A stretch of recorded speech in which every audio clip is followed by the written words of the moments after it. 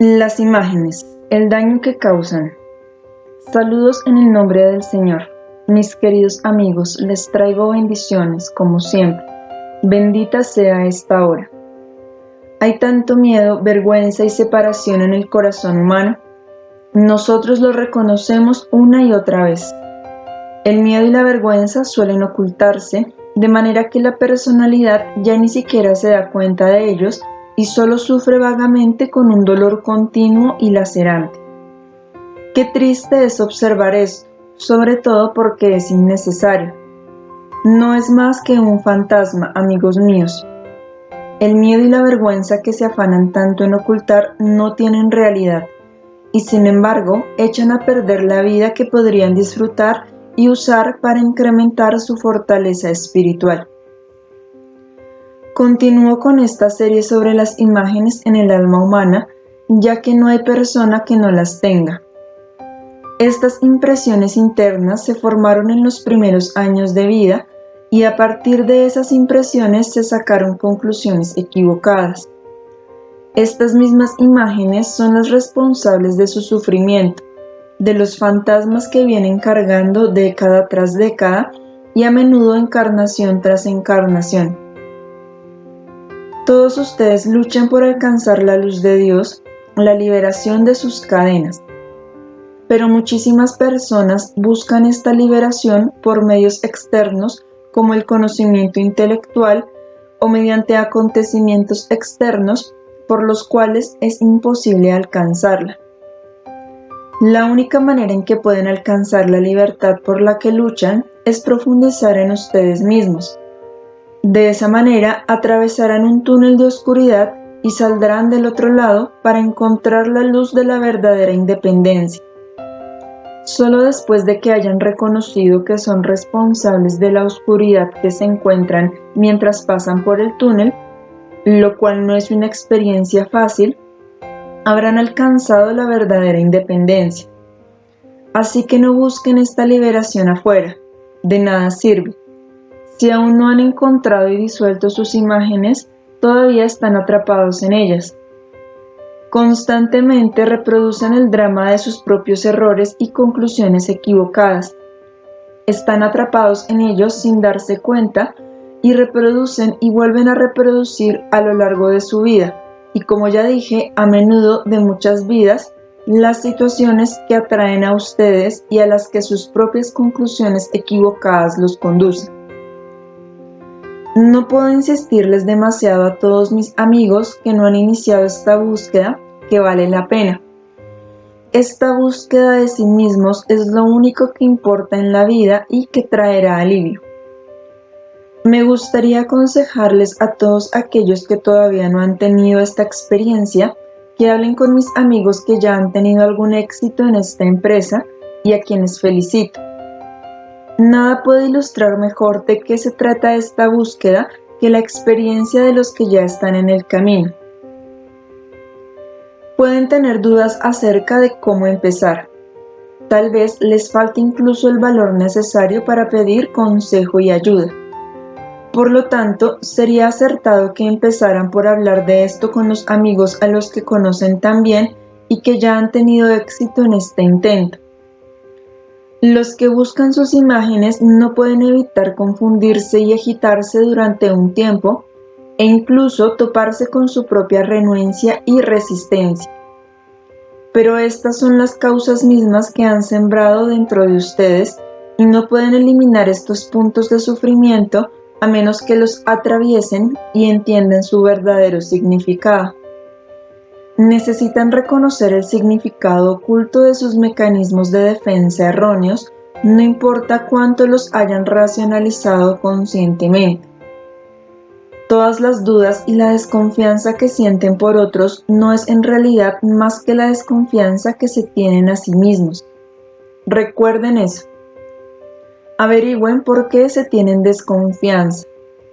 Encontrarán en el fondo que no están a la altura de sus propias normas y no pueden aceptar este hecho. Así que el primer paso debe ser sencillamente aceptarse tal como son ahora. Sé que he dicho esto muchas veces, pero verán que es necesario que apliquen esta verdad una y otra vez a nuevos niveles de su ser. Si buscan bien, encontrarán dentro de ustedes la tendencia de querer ser más de lo que son, y por eso se sienten inseguros. Y también por eso dudan de otros.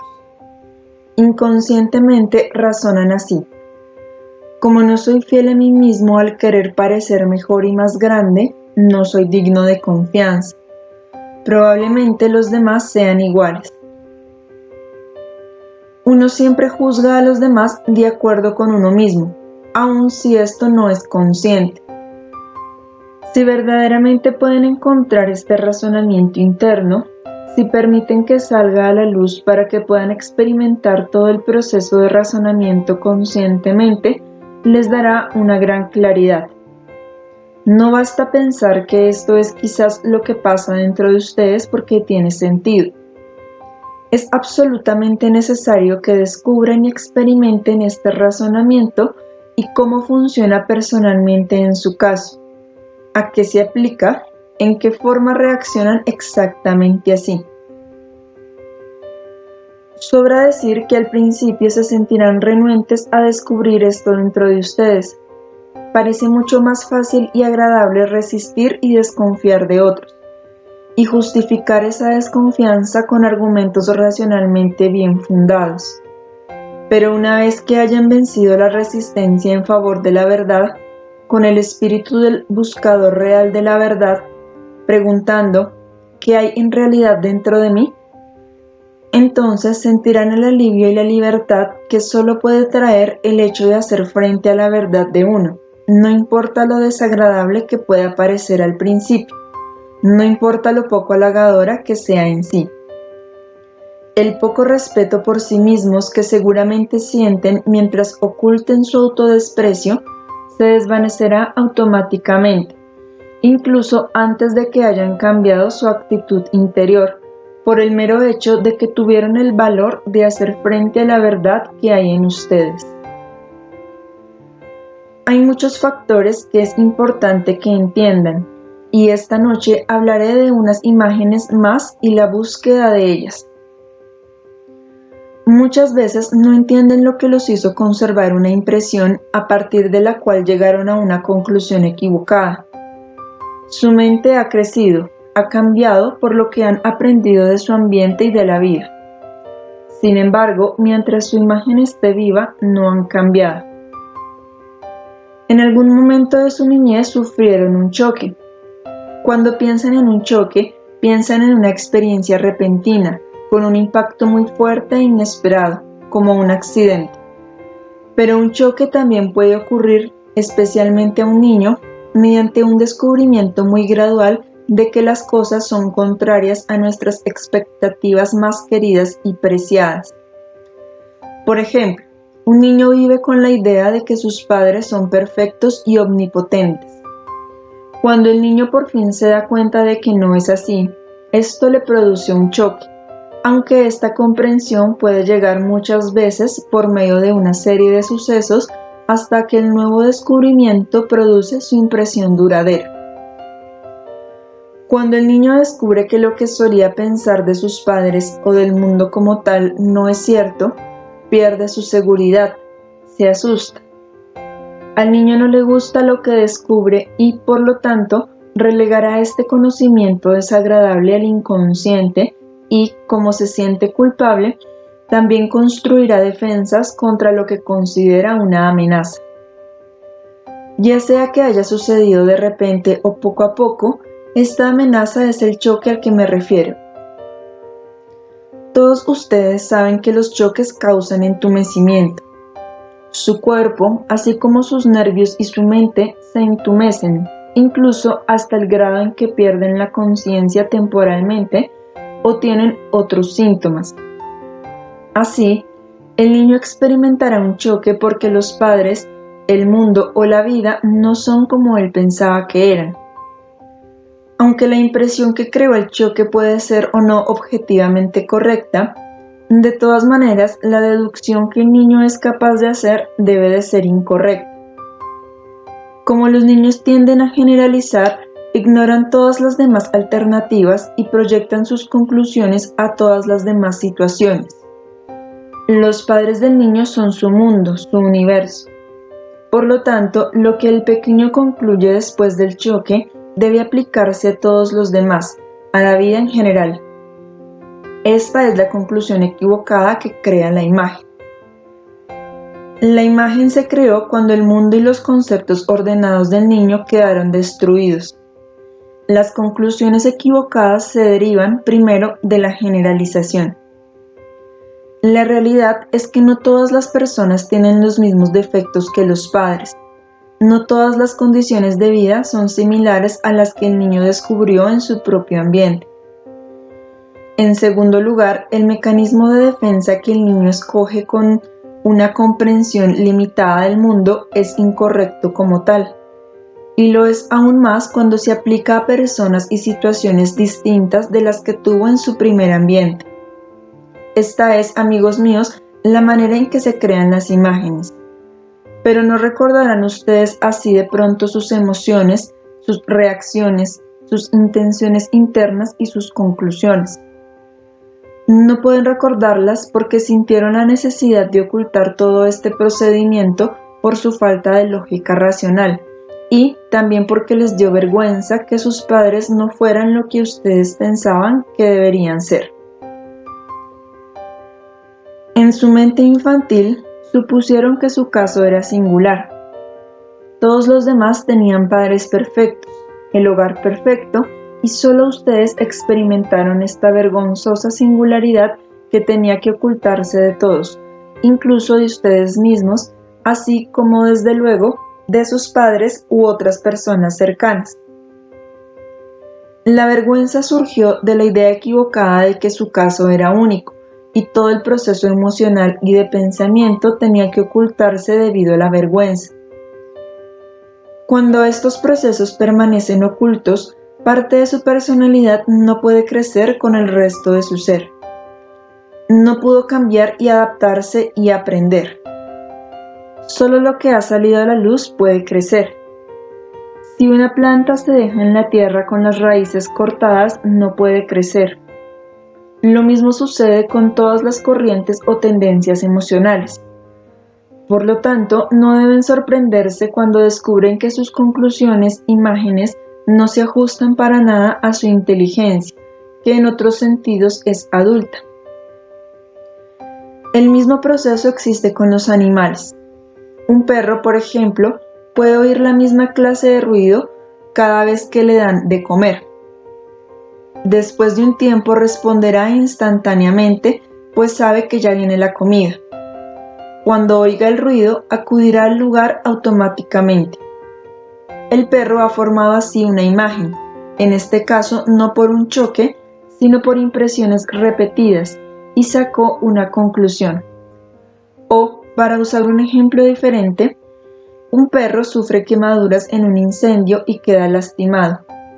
Después, siempre que vea fuego se asustará, sobre todo si se ha quemado no solo una vez, sino varias veces. Ha formado la imagen de que el fuego lastima y ha sacado la conclusión de que todo el fuego lastima. Otro perro puede experimentar el fuego solo como algo placentero.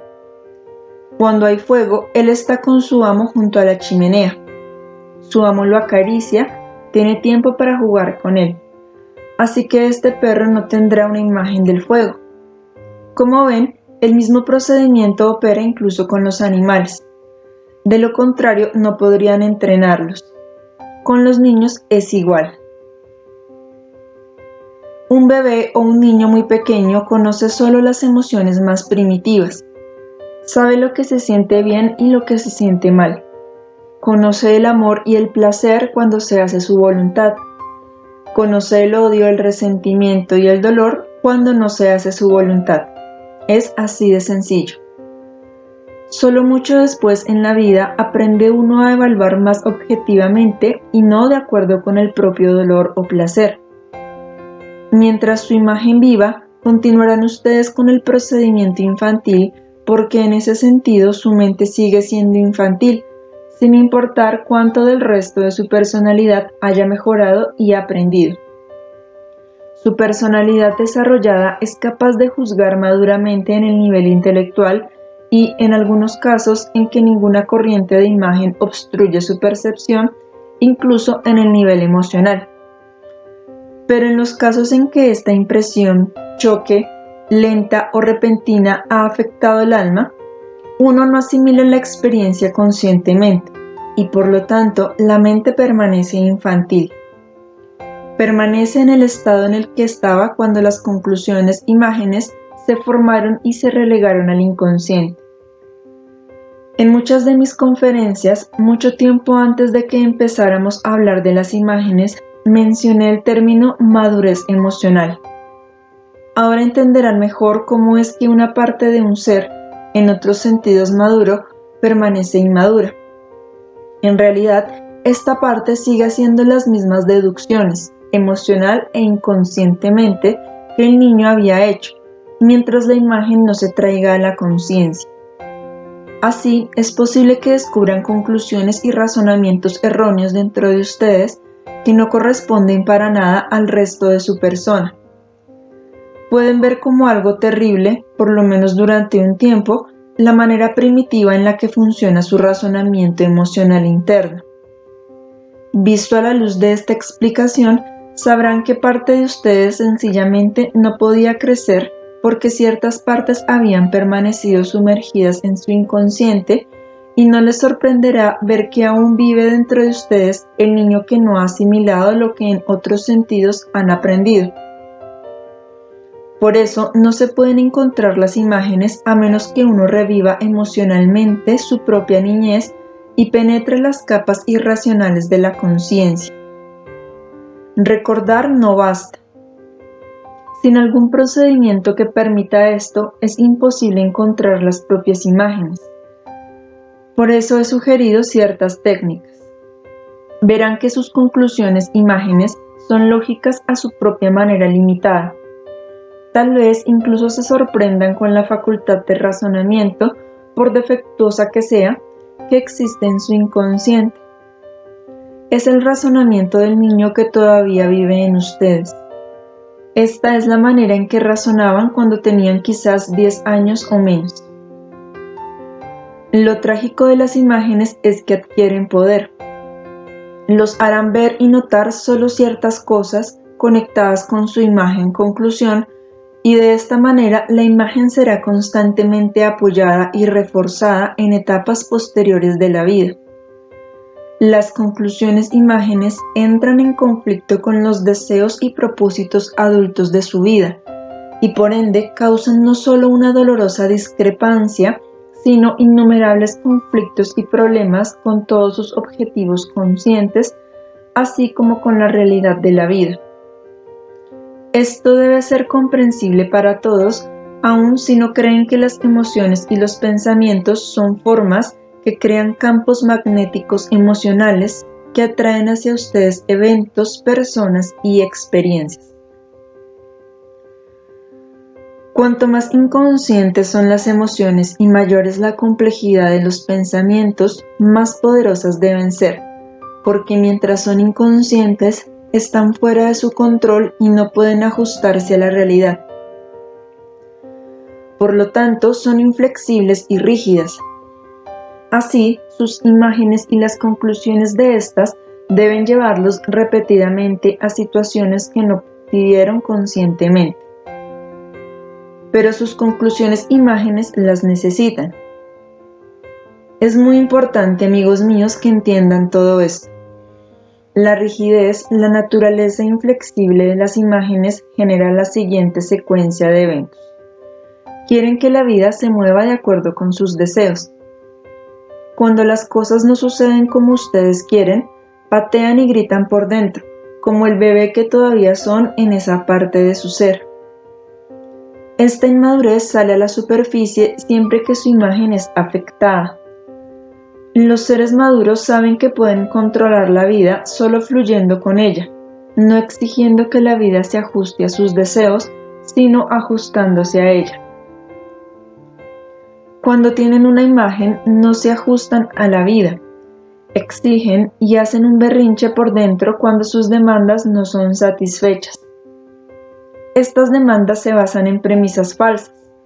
Por lo tanto, pueden obtener lo que piden, pero también obtienen lo que es parte de su demanda inconsciente. Como es inconsciente, no la conocían. Quieren cierta cosa, un modo de vida, lo que sea, por las ventajas que ofrece, pero ignoran, como el niño ignoraba, que cada ventaja tiene su desventaja. De ese modo, cuando con sus insistentes gritos y demandas obtienen la supuesta ventaja, también obtienen la desventaja. No les gusta la desventaja que inconscientemente pidieron y creen que la vida los ha tratado injustamente. Es sumamente importante que consideren todo esto cuando busquen y descubran sus imágenes. Los ayudará considerablemente, amigos míos. Todo esto serán solo palabras mientras no pasen por la experiencia de encontrar sus imágenes. Una vez que empiecen, podrán usar constructivamente mucho de lo que les he enseñado. Les dará una comprensión más profunda y los ayudará a dar un paso más. Como dije antes, todo el que se acerca al reconocimiento de una imagen siente una profunda vergüenza. Pero no sienten vergüenza porque de repente descubran algo muy malvado u odioso. No. Puede avergonzarlos mucho más algo simplemente tonto. Cuando formaron esta imagen, el razonamiento que hoy los avergüenza era propio de su niñez, de su capacidad de razonar y pensar. Solo es tonto relativamente. Y ustedes, como seres humanos inteligentes que son, encuentran difícil reconciliarse con el hecho de que una reacción tan tonta realmente viva en ustedes. Hoy se hallan en un punto en el que reconocen que esta ha sido su deducción errónea, su conclusión equivocada durante años y años. Ahora se sienten muy avergonzados de que esto fuera parte de su mente, por debajo de su conciencia, pero de todos modos parte de su mente, su reacción. Les será más fácil aceptar esto si consideran que en este sentido seguían siendo niños porque relegaron todo el proceso de razonamiento a la oscuridad de su inconsciente. También les ayudará a saber que no hay nadie entre ustedes que no tenga sus propias imágenes e incongruencias similares. Si conversaran con un pequeño de entre 4 y 10 años, no les sorprendería ver un razonamiento así. Entiendan eso y superarán su vergüenza. Consideren que no son los únicos. Sin embargo, la mayoría de las personas no se dan cuenta de esto y mantienen tapadas sus imágenes. Por lo tanto, ustedes ciertamente tienen una gran ventaja gracias a la conciencia de sí mismos y al conocimiento de sus propias estupideces, mientras que otros no conocen las suyas. Sí, amigos míos, esto suena fuerte, pero en la parte niña de su alma, comparada con su mente consciente, encontrarán estupideces infantiles. Cuando empiecen a buscar sus imágenes, probablemente les preocuparán más sus conflictos internos y lo equivocado de las conclusiones como tales. Revisarán sus reacciones, reexperimentarán las emociones equivocadas y las compararán, en teoría, con los principios correctos. Y así es como debe ser. Pero después de que hayan entendido a fondo todo esto, deben trabajar mucho más. No solo tienen que descubrir en qué sentido han recreado sus imágenes yendo de un patrón a otro, sino que también deben empezar a evaluar todo lo que ocurrió en su vida, las cosas que aparentemente no son obra de ustedes, las que simplemente sucedieron allá afuera. Cuando piensen en algunas de sus experiencias de vida y se pregunten ¿qué pude haber tenido que ver con eso? No moví ni un dedo para que eso sucediera, solo me ocurrió. Su lógica cotidiana estará de acuerdo. Sin embargo, luego de que hayan encontrado sus imágenes, verán que cada suceso, no importa qué tan alejado de su control parecía, fue producido por ustedes. En el primer momento del descubrimiento esto podría parecer increíble, pero no necesariamente. Muchas veces, el primer atisbo de reconocimiento ya constituye un alivio. Incluso si al principio el descubrimiento parece absurdo o increíble, siempre debe tener lugar una sensación de alivio, pues entonces pueden ver claramente la conexión entre su imagen y un suceso que parecía ser aleatorio o casual. En el momento en que entiendan cómo han dirigido su vida a ustedes, cómo han causado ustedes eventos de los que parecían ser la víctima, adquirirán la certeza de que no son un barquito a la deriva empujado por los vientos en un gran océano tormentoso. Se darán cuenta de que no hay injusticia, y eso los hará sentirse fuertes y seguros. Madurarán gracias al simple reconocimiento del principio y la verdad de la autorresponsabilidad tal como se ha manifestado en ustedes. Entenderán de qué manera sus deseos, tendencias y actitudes hasta ahora inconscientes han gobernado su vida. Pero ahora que tantas cosas se han vuelto conscientes, podrán controlar, gobernar y dirigir su vida en conciencia y por ende ser el capitán de su barco. De esta manera enfocarán la vida con alegría y fortaleza, queridos míos. Gozarán de una fuerte sensación de certidumbre. Les parecerá que hay un suelo firme bajo sus pies por primera vez en su vida. Mis queridos amigos, tal vez tengan algunas preguntas en relación con este tema antes de que pasemos a las demás preguntas. Pregunta: ¿cómo se combinan las imágenes y los complejos?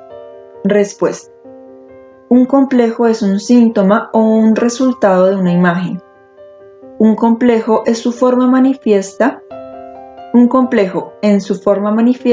es un camuflaje de su contenido real.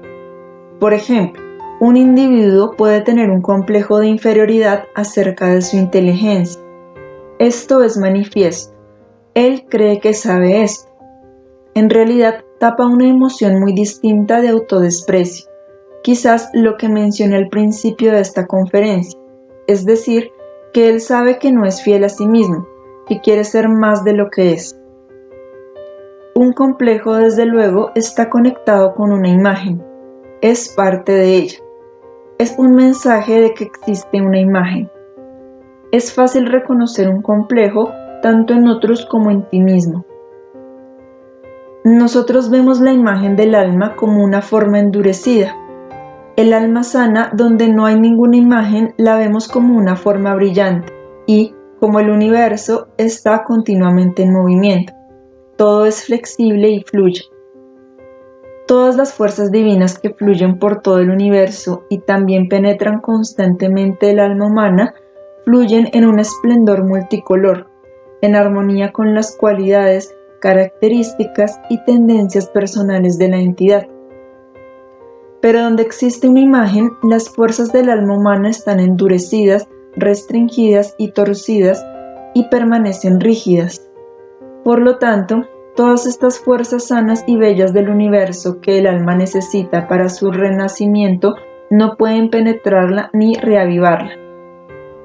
Tienen que fluir alrededor de ella, y eso crea una desarmonía. Tú sabes que cada cualidad es una fuerza sana que se casa con una fuerza correspondiente del universo, mientras que cada defecto es una fuerza torcida.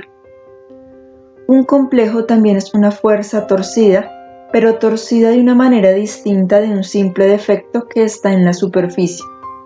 Proviene de la imagen. ¿Puedes visualizar lo que trato de explicar? Tal vez uno de mis queridos amigos que están aquí, que es pintor, podría inspirarse para dibujar esta forma de la imagen y alrededor de ella pintar las fuerzas cósmicas multicolores en su movimiento hermoso y armonioso, y mostrar también cómo se estancan y congestionan allí donde existe la imagen endurecida. De la imagen salen fuerzas filosas y torcidas, y estas serían los complejos. Pregunta: usted dice que las imágenes son un fenómeno general, que todo el mundo las tiene. ¿Por qué debemos tenerlas? ¿Por qué tiene uno que tener imágenes? Respuesta. Es cierto que todo el mundo las tiene, pero no tienen que tenerlas. Ustedes las crean. Pregunta. ¿Con el propósito del desarrollo? Respuesta. No, no para el desarrollo, sino por ignorancia, por voluntarismo y orgullo. Todo lo que la caída ha traído consigo. Ustedes lo eligieron así. Pregunta. ¿Entendí bien? ¿Cualquier suceso en torno al cual no podemos hacer nada fue causado por nuestras imágenes? Respuesta. Entendiste correctamente, salvo cuando se trata del karma de una vida anterior, pero el principio es exactamente el mismo, si consideras que cosechas lo que has sembrado. Pero lo has sembrado en una vida anterior y lo cosechas ahora. Esa puede ser la explicación de un evento aislado que podría no tener nada que ver con una imagen, en el sentido estricto. Pero, amigos míos, incluso en casos como ese, descubrirán que la raíz está en su imagen. Porque si un karma no se ha saldado, ello debe significar que la raíz está todavía dentro del ser. Si hubieran saldado el karma, ya no tendrían la raíz. Podrían encontrar en ustedes los mismos defectos y tendencias que en una vida anterior los llevaron a cometer una acción más grave, una acción que ya no serían capaces de cometer gracias a su desarrollo. No obstante, la misma raíz debe de estar todavía allí, pues de otro modo no tendrían ese karma. Podrán encontrarla en las profundidades de su alma y ciertamente envuelta en su imagen. Pregunta. ¿Eso significa que el karma y las imágenes forman un círculo vicioso? Respuesta. Desde luego. Si relees la conferencia que dicté hace un tiempo sobre el nacimiento, ahora que has aprendido lo que se refiere a las imágenes, entenderás cómo funciona. Tal vez recuerdes que les expliqué que, cuando una entidad es preparada para la vida, ciertos problemas se dejan más cerca de la superficie en el cuerpo fluídico. Y, de acuerdo con esos problemas, se escogen los padres, el país y las circunstancias de vida, de manera que la entidad se vuelva consciente de la imagen y la resuelva si desea hacerlo. Así pues, el karma y las imágenes deben trabajar de la mano. Si tienes ciertas experiencias en la niñez, es porque tienes ciertos padres y cierto ambiente. Esto fue lo más adecuado para ti, de acuerdo con toda la historia de tus encarnaciones, para la manifestación de tus problemas con el propósito de tu desarrollo y tu purificación. No puedes purificarte, no puedes eliminar un problema o un defecto si primero no te vuelves consciente de él. Para volverte consciente de él, algo desagradable debe suceder. De lo contrario, jamás prestarías atención a tus desarmonías internas. El karma, como todos ustedes lo saben, no es más que causa y efecto. La misma ley opera dentro de una sola vida. Si en esta vida presente encuentran sus imágenes y conclusiones equivocadas, entenderán, verán y experimentarán en carne propia la verdad de la ley de causa y efecto claramente demostrada. Así sabrán cómo funciona el karma. Es el mismo principio, pero más extendido en el tiempo, a lo largo de varias encarnaciones. Pregunta. Si, por ejemplo, alguien muere en un campo de concentración, lo que es un efecto kármico, ¿cómo se combina eso con las imágenes? ¿Qué clase de imagen habría allí? Respuesta. Mi querido amigo, hay millones de posibilidades de imágenes. No me es posible enumerarlas todas. Adquirirás una mayor comprensión de estas cosas si sigues adelante con el trabajo que estás haciendo, no solo contigo mismo, sino al trabajar con otros. Si puedes traducir los casos leves en casos más severos de violación de la ley, entonces podrás imaginar muy fácilmente que un karma más pesado se basa en el mismo principio que la causa y el efecto de las conclusiones imagen. Ambos atraen eventos basados en conclusiones equivocadas que siempre son violaciones de la ley y la verdad divinas. Es solo cuestión de grado. No importa en absoluto si la desviación de la ley y la verdad ocurre por ignorancia y error o si se comete intencionalmente. El principio sigue siendo el mismo. Pero cuando una persona se desvía de la ley divina conscientemente porque su desarrollo espiritual es todavía muy bajo, no resultará una imagen. Una imagen es el resultado de un razonamiento, una deducción y una conclusión inconscientes. Una violación intencional y consciente de la ley atraerá efectos exteriores, lo que ustedes llaman resultados kármicos. Una violación interna en las emociones que permanece oculta en el inconsciente creará una imagen y tendrá un efecto diferente. Aquí la violación de la ley ocurrió en menor grado y en el inconsciente. Así que las dos alternativas de las que estamos hablando operan sobre el mismo principio, pero no son idénticas. Si un criminal mata a alguien, este no es un acto inconsciente y no se puede hablar de una imagen cuando coseche los frutos de su acción. Pero en la siguiente encarnación podría querer matar sin hacerlo, suprimiendo sus deseos, conservándolos quizás como una defensa imaginada contra las heridas de la vida, contra el hecho de que sus deseos no son satisfechos. Esto puede entonces crear una imagen, pero no se puede decir que todos los crímenes que se cometen y todos los castigos que se derivan de ellos se deban a una imagen. La imagen proviene de razonamientos y factores equivocados inconscientes. Contiene deseos y conclusiones que las personas más primitivas exteriorizan en conciencia. Pregunta: ¿qué sucede en un caso como el de la muerte de muchos niños en Chicago que se quemaron en un incendio? Cuando esos pequeños espíritus llegan al mundo espiritual, ¿no es una muerte así un choque tremendo? Respuesta: bueno, querido mío, tú sabes que mueren niños y muchas veces he hablado de esto. Si eso creó un choque en ciertos casos, entonces fue bueno para la entidad. Tenía que pasar por eso. ¿Y si no hubiera sido bueno para la entidad que experimenta un choque?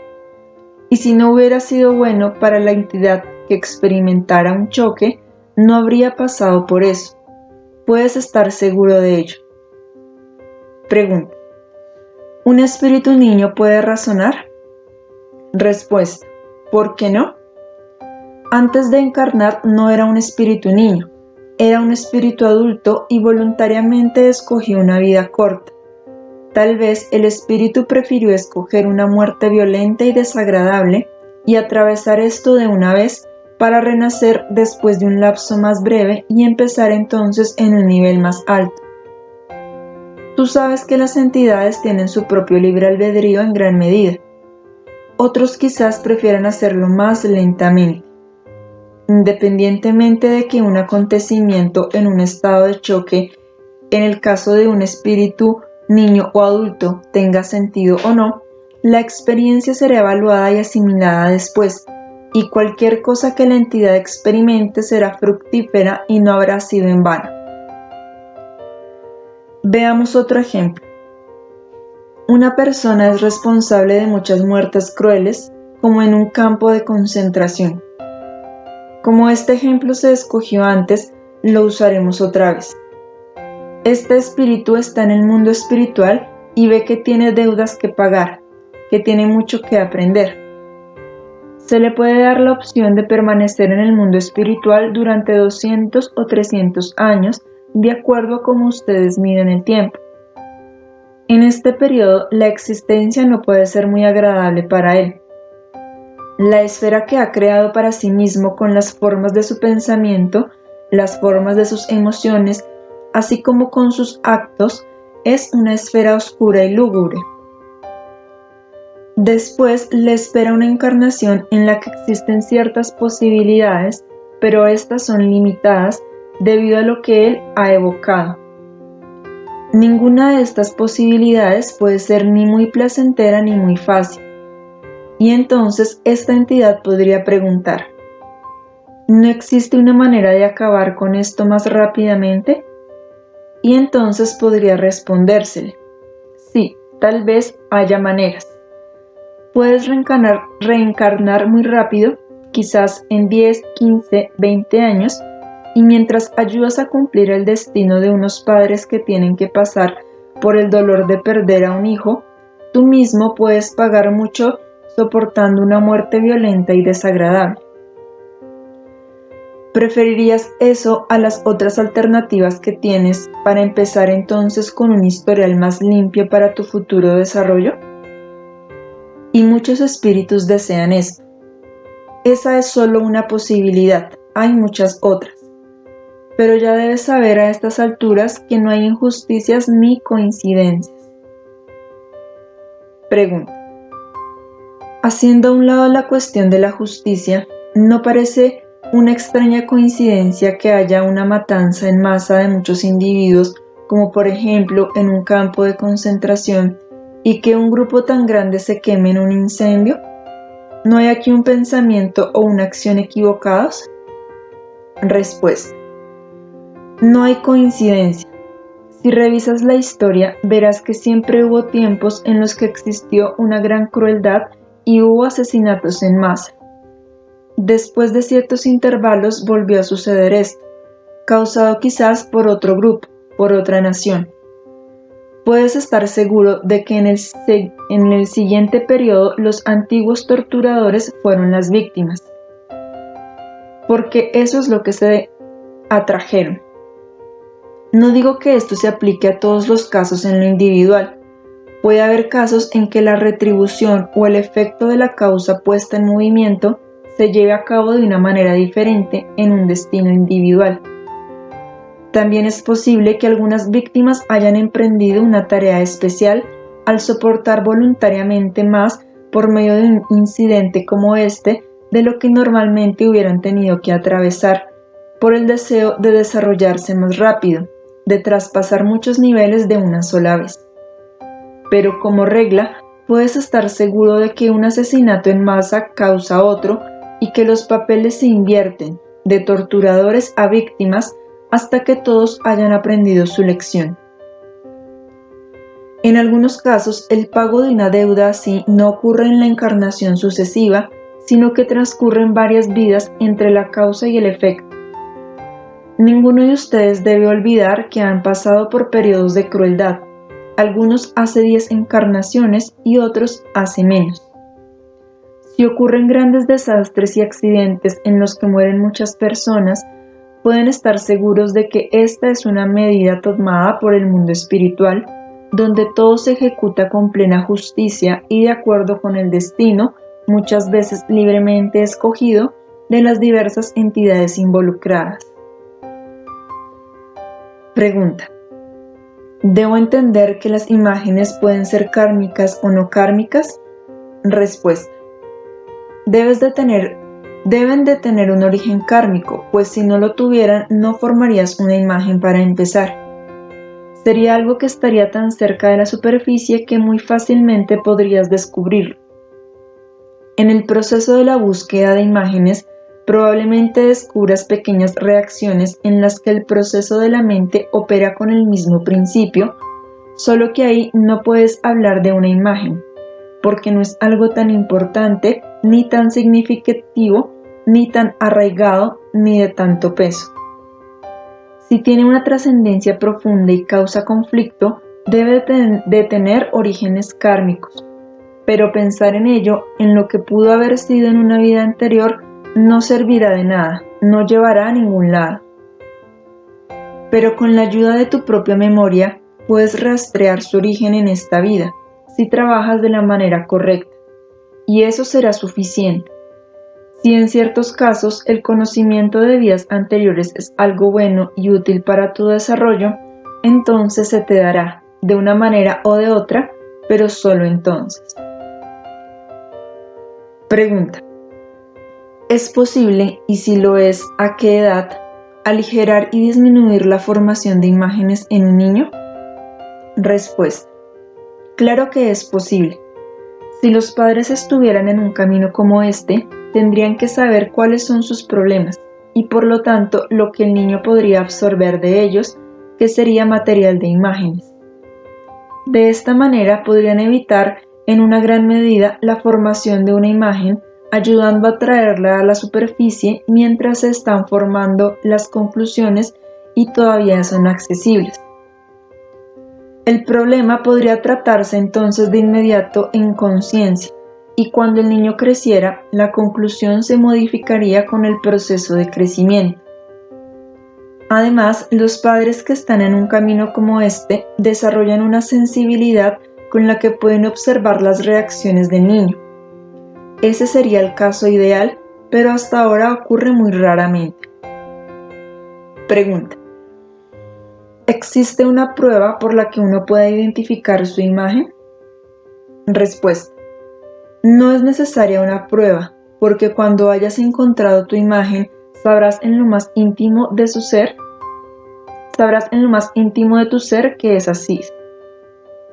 La ecuación será correcta, de cualquier manera que la veas. Pero puede suceder que esté cerca la conciencia de una imagen y que, sin embargo, la personalidad esté tan renuente y llena de resistencia que no pueda verla. Entonces, todo lo que tienes que hacer es seguir trabajando desde todos los ángulos, desde todos los aspectos, y de pronto el conocimiento estará allí.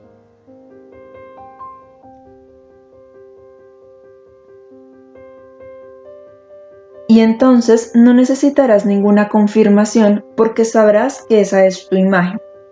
De repente, toda tu vida tendrá sentido. Entenderás tu vida y tus fracasos. Te entenderás a ti mismo y también a todas las personas que te rodean. El acertijo estará resuelto. El rompecabezas estará completo y cada pieza caerá en su lugar. Así que no hay pruebas, ni trucos, ni magia. No es necesaria una confirmación. Si conoces tu imagen principal, todo estará en su sitio. E incluso antes de que puedas disolverla, el simple hecho de que la conozcas te hará libre. Esa sensación de libertad que mencioné puede presentarse ocasionalmente ya antes de que la imagen principal haya surgido a la superficie, gracias a reconocimientos pequeños pero significativos que son parte integral de la imagen principal. Cuando tengas las pequeñas imágenes, podrías en ocasiones ya experimentar esta sensación de libertad, pero cuánto más la experimentarás cuando el cuadro esté completo. Pregunta: una mujer de nuestro grupo que está aquí por primera vez quisiera saber cómo desarrollar sus poderes psíquicos. Respuesta: me gustaría preguntarle primero a esta amiga con qué fin quiere desarrollarlos. Interrogador: para ayudar a los niños, a los ancianos y a los necesitados. Respuesta: el motivo es noble. Solo existe una manera buena de desarrollarse y es la siguiente. Primero, deja de pensar en ello y concéntrate en tu propio desarrollo espiritual, mental y emocional, y en tu propio camino de purificación. Cuanto más se explora y se hace consciente el inconsciente, más claro es el canal. Hablo ahora de manera general y no solo contigo, ya que se aplica a cualquiera que esté deseoso de ayudar de esa manera. El desarrollo de poderes psíquicos siempre debe ser secundario. La manera en que estos poderes se manifestarán debe dejarse a la voluntad de Dios. Y cuanto más fuertemente se manifiesten, mayor es la necesidad de recorrer un camino riguroso de autodesarrollo. No puedo insistir demasiado en esto. Así que si puedes dejar de lado por un tiempo los poderes psíquicos, en la inteligencia de que este es material peligroso, a menos que tengas un grado elevado de conciencia de ti misma, y si lo haces por Dios, entonces Él podría centuplicártelo cuando llegue el momento. Si aprendes a dejar de lado tu voluntarismo y a decir de todo corazón: Padre, que se haga tu voluntad, déjame ser tu instrumento de cualquier manera en que lo decidas, no de la manera en que yo quiera. Sé que para ser un instrumento para tu mundo, tengo que emprender este camino sin evadir sus dificultades. Entonces tendrás la actitud correcta y sana que debe de agradar a Dios. Esa es la única manera. Todo lo demás puede resultar incluso peligroso. La buena voluntad por sí sola no es suficiente protección. La ignorancia de muchos factores puede traer consigo muchos problemas y falsedades. El inconsciente inexplorado desempeña un papel muy importante, especialmente en este tipo de trabajo. Para que los poderes psíquicos no resulten peligrosos, hay que desarrollar la conciencia de sí mismo. Lamento que no hayamos podido llegar a las preguntas planeadas esta noche. Por favor, guárdenlas para la siguiente vez. Antes de retirarme, quiero decir unas palabras más a mis amados amigos que están en este camino. Me gustaría pedirles que ayuden a sus hermanos y hermanas de Suiza con la búsqueda de las imágenes. Piensen en la manera en que pueden hacer esto. Yo ya hice algunas sugerencias. Tal vez ustedes puedan pensar en otras maneras. Queridos míos, se acerca la Navidad y la luz de Cristo se extiende por todas partes y toca también esta esfera terrestre. Empápense de esta luz, de esta maravillosa fuerza, para que encuentren siempre una renovada energía para recorrer este camino de autoexploración que es una alegría para todos nosotros. Reciban nuevamente las bendiciones del Señor. Queden en paz, queden con Dios.